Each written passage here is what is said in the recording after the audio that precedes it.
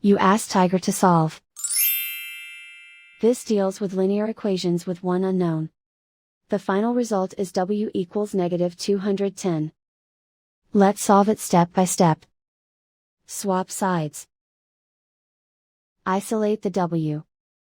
Multiply both sides by 6. Group like terms. Multiply the coefficients. Simplify the arithmetic.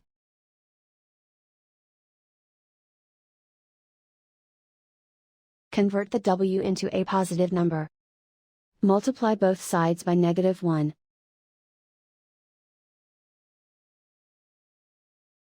Remove the ones. Simplify the arithmetic.